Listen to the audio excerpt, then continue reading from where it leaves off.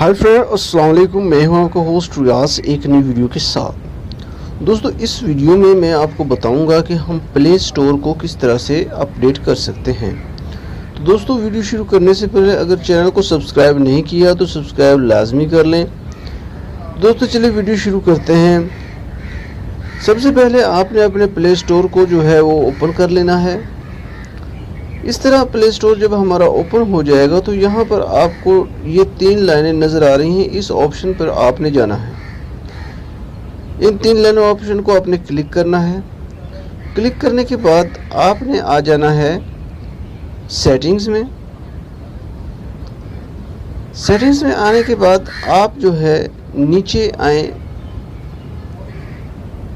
Scroll down करके जब आप नीचे आएंगे तो यहाँ पर आपको एक ऑप्शन नज़र आएगी प्ले स्टोर वर्जन की। तो इसको आप लोगों ने क्लिक कर देना है। अब यहाँ पर मेरा लिखा आ रहा है Google Play Store is up to date. ये अप टू डेट हुआ है। अगर यहाँ पर आपका प्ले स्टोर जो है अपडेट नहीं होगा तो यहाँ पर आ जाएगा।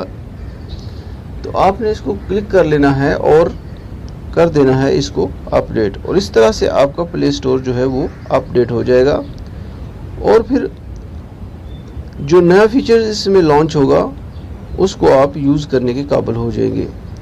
तो दोस्तों, ये था कि हम अपने प्ले स्टोर को किस तरह से अपडेट कर सकते हैं। और प्ले स्टोर के हवाले से ये एक और मैं सेटिंग्स की बात करता हूँ प्ले स्टोर के नोटिफिकेशन की। तो बाज़ दफ़ा होता ये है कि कुछ ऐप्स की जो है अपडेट आती रहती हैं और उनका नोटिफिकेशन हमारे नोटिस बार में जो है वो शो होता है।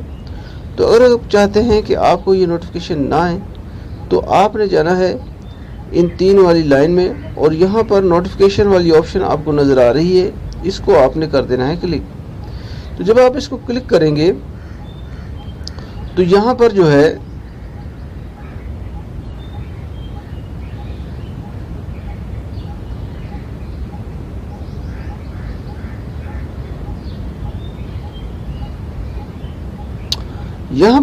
आपको नोटिफिकेशन शो होंगे।